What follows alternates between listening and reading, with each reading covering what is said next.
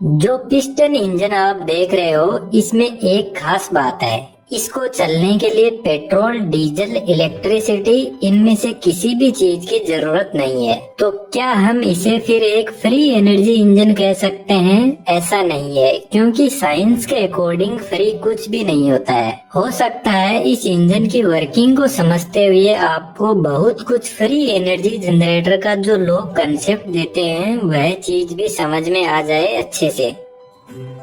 जो इंजन आप देख रहे हो यह माइकल वोल्डन ने बनाया था, जिसका नाम है मैग्नेट मोटर इंजन। यह ठीक जो इंटरनल कंबस्शन इंजन है उसी की तरह काम करता है।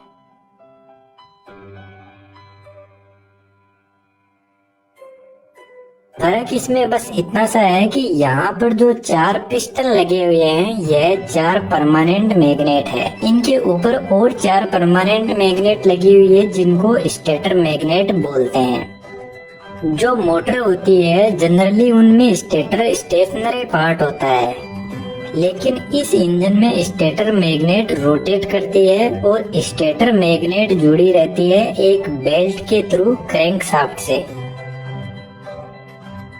जब क्रैंकशाफ्ट रोटेट करती है तो स्टेटर मैग्नेट भी रोटेट करती है।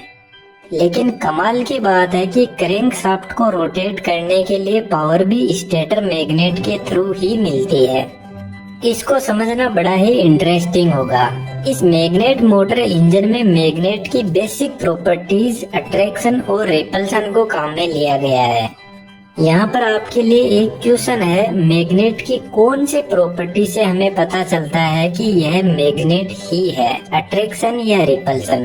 कमेंट में जरूर से लिखना।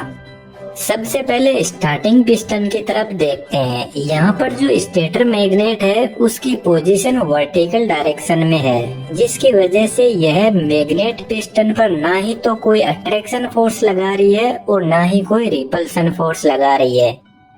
2 नंबर पिस्टन की तरफ देखें तो यहाँ पर जो स्टेटर मैग्नेट है वह पिस्टन पर रिपल्शन फोर्स लगा रही है, क्योंकि दोनों ही मैग्नेट के साउथ पोल एक दूसरे के सामने है और इस कंडीशन में मैग्नेट एक दूसरे को रिपेल करती है। यदि सिंपल लैंग्वेज में कहें तो 2 नंबर पिस्टन को पावर मिल रही है स्टेटर मैग्नेट से। 3 नंबर पिस्टन ठीक 1 नंबर पिस्टन की तरह ही है, जिस पर अट्रैक्शन और रिपल्शन दोनों ही फोर्स नहीं लग रहे हैं। 4th नंबर पिस्टन को देखें तो यहाँ पर स्टेटर मैग्नेट का नॉर्थ पोल पिस्टन के साउथ पोल को अट्रैक्ट कर रहा है।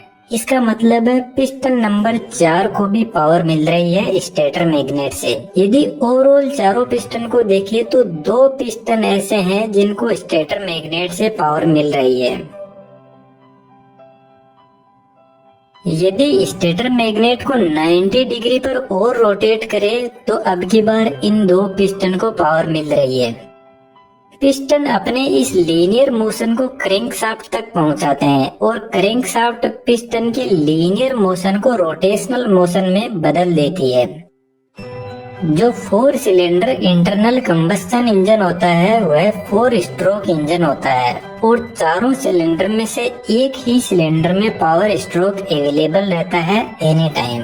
लेकिन जो हमारा मैग्नेट मोटर इंजन है इसके 4 सिलेंडर में से 2 सिलेंडर में पावर स्ट्रोक अवेलेबल रहता है, जो अभी मैंने आपको ऊपर बताया था। तो हम ऐसा भी कह सकते हैं कि आईसी इंजन के जो 4 सिलेंडर काम करते हैं उतना काम यहाँ पर 2 सिलेंडर ही कर देते हैं। इंजन के साइड में एक फ्लाईव्हील लगा रहता है जो जर्की मोशन को एक प्रॉपर रोटेशन में बनाए रखता है। जो आउटपुट में हमें रोटेशनल पावर मिल रही है इससे हम एक जनरेटर चलाकर इलेक्ट्रिसिटी जनरेट कर सकते हैं। यदि इंजन को कार में लगाया गया तो कार को चलाया जा सकता है और भी इसके बहुत सारे एप्लीकेशन हो सकते हैं। इस इंजन को स्टार्ट करने के लिए हमें या तो किसी दूसरी मोटर से सहारा देना होगा या फिर अपने हाथ से इसको थोड़ा सा रोटेट कर देंगे तो यह स्टार्ट हो जाएगा।